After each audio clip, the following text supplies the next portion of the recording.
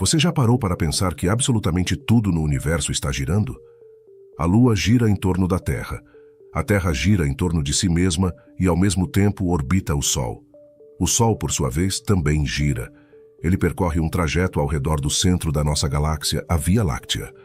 A Via Láctea também orbita o centro de gravidade do chamado Grupo Local de Galáxias, que inclui mais de 50 delas. E esse grupo todo ainda está girando dentro de uma estrutura ainda maior, o superaglomerado de Virgem, e por aí vai. Uma rotação dentro da outra, como se fosse um balé cósmico sem fim. Até para fazermos viagens espaciais, o giro é essencial. Antes de pousar na Lua, por exemplo, as naves precisam primeiro entrar em órbita, tanto ao redor da Terra quanto do próprio satélite, para então fazer uma descida controlada. E não pense que esse movimento é exclusivo das grandes escalas. No universo quântico, também existe giro. Elétrons giram em torno do núcleo dos átomos. E mais do que isso, cada partícula subatômica tem o que os físicos chamam de spin. O spin é uma propriedade fundamental, como se fosse o DNA do movimento de uma partícula. Ele não é exatamente um giro físico como estamos acostumados a imaginar, mas sim uma espécie de momento angular intrínseco, como a massa ou a carga elétrica. No caso do elétron, esse spin cria até um pequeno campo magnético ao seu redor. Prótons, nêutrons, antipartículas, todas têm spin, e essa característica é inseparável delas. Desde o momento em que uma partícula é criada, ela já nasce com esse movimento próprio, que depende de sua densidade e energia. Agora, conforme essas partículas foram se agrupando, se tornando maiores com o passar do tempo, reunindo matéria graças à gravidade, elas passaram a adquirir também um momento angular. Esse momento angular é o que determina se um objeto gira sobre seu próprio eixo ou se orbita em torno de outro corpo, como a Terra faz com o Sol. Aliás, essa tendência ao giro tem um efeito curioso. Ela dá forma esférica aos objetos no espaço. Isso porque a gravidade faz com que a massa de qualquer corpo tenda a se concentrar no centro. E quanto maior a massa, mais ela atrai o que está ao redor. Aí talvez você se pergunte, por que os planetas simplesmente não colidem uns com os outros? A resposta é que se tudo estivesse parado, realmente tudo tenderia a se concentrar num ponto só e colidir. O universo, então, perderia o seu equilíbrio. Mas a verdade é que nada está parado. Tudo se move. As velocidades dos corpos celestes são diferentes, e isso cria uma dança de movimentos, uma coreografia que segue uma regra poderosa: a inércia. A inércia é a tendência de um corpo continuar em movimento, ou em repouso, a menos que uma força externa haja sobre ele. E no espaço, onde praticamente não há atrito, esse movimento se conserva por um tempo enorme. É o que chamamos de conservação do momento angular. Por causa dessa conservação, os corpos no universo continuam girando e orbitando, seja em trajetórias circulares, seja em órbitas elípticas. Às vezes, é verdade, essa dança pode ser interrompida por uma colisão, mas mesmo nesses casos o momento angular se mantém. Ele apenas é redistribuído. No espaço, como o vácuo não é totalmente vazio, as velocidades também se somam ou se anulam, dependendo da direção dos objetos. E isso nos leva a uma conclusão fundamental. Não existe repouso absoluto. Quer um exemplo? Se a Terra fosse destruída por algum evento catastrófico, seus pedaços continuariam girando ao redor do Sol. Eles manteriam o momento angular que herdaram do planeta original. Felizmente, isso não está nos nossos planos próximos.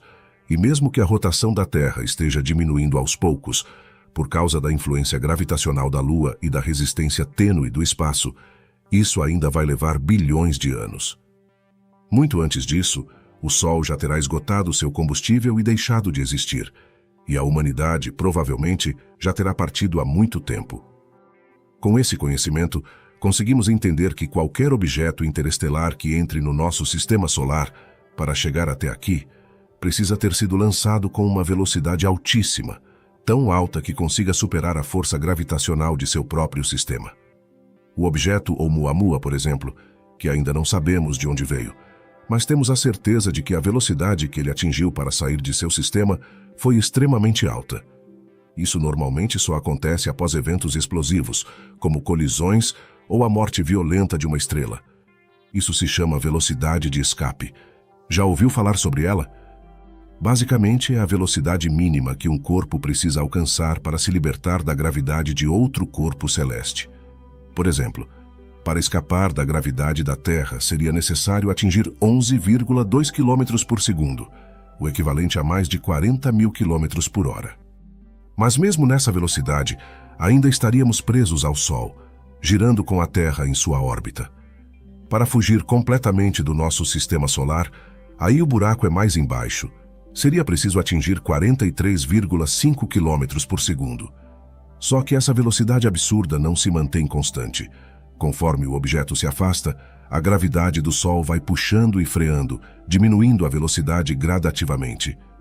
Por isso, mandar uma sonda para fora do sistema solar não é tão simples assim. Foi justamente por isso que, no caso da sonda Voyager, os cientistas apelaram para uma estratégia engenhosa: a assistência gravitacional.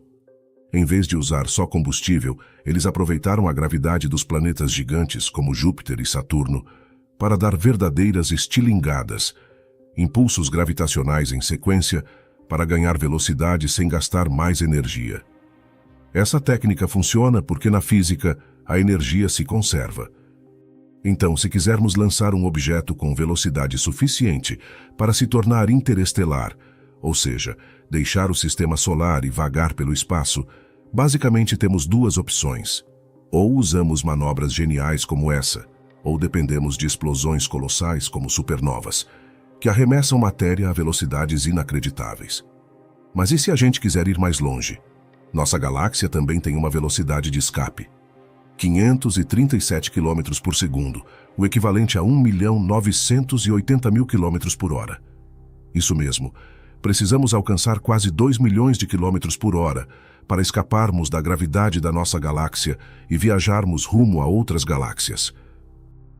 Até agora, já entendemos um pouco sobre por que os objetos giram, como a gravidade atua e o papel da conservação do momento angular. Mas tem uma pergunta que não quer calar: por que tudo no universo gira desde o início? De onde veio esse impulso original? Será que o próprio universo começou girando? Essa é uma dúvida que ainda intriga os cientistas. Alguns estudos sugerem uma leve assimetria, uma pequena maioria de galáxias parecendo girar em um mesmo sentido, algo em torno de 1% a 2% de diferença. Isso pode ser apenas um viés observacional, mas, se confirmado, poderia indicar uma direção preferencial no universo. Pode parecer pouco, mas é significativo. Especialmente porque, se o universo tivesse começado em perfeito equilíbrio, a lógica diria que deveríamos ter metade das galáxias girando em cada direção. Esse leve favoritismo por um dos sentidos pode indicar que, sim, o universo teria começado com uma rotação inicial. E isso mudaria bastante coisa. Inclusive, alguns teóricos sugerem que essa rotação original poderia estar ligada à energia escura, aquela misteriosa força que acelera a expansão do universo. Talvez o que chamamos de energia escura seja, na verdade, o efeito de uma força centrífuga colossal, gerada pela rotação do próprio universo. Essa ideia, porém, não tem nenhum suporte observacional, ou seja, sem provas diretas disto. Pesquisas feitas com a radiação cósmica de fundo em micro-ondas, aquela luz primordial do Big Bang, não detectaram sinais claros de que o universo esteja girando. Só que isso não descarta a possibilidade. Talvez ele esteja girando tão lentamente que simplesmente não conseguimos perceber. Do mesmo jeito que, no passado, nossos antepassados nem imaginavam que a Terra girava sobre si mesma. Aliás, há estudos que sugerem que o universo poderia completar uma volta sobre seu próprio eixo a cada 6,3 bilhões de anos. É um número tão colossal que para nós parece mesmo que tudo está parado. E se formos além, entrando no terreno da especulação, será que o nosso universo poderia estar girando dentro de outro sistema maior, como um planeta dentro de um sistema solar?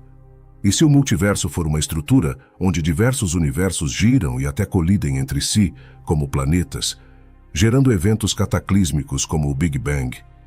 Interessante, não? A verdade é que podemos continuar especulando infinitamente e por enquanto não chegaríamos a uma resposta concreta. Mas uma coisa é certa: quanto mais a ciência avança, mais o universo se mostra estranho, complexo e surpreendente. parece uma engrenagem gigantesca, perfeitamente ajustada. E nós, seres humanos, somos só uma pequena peça dessa imensa maquinaria cósmica.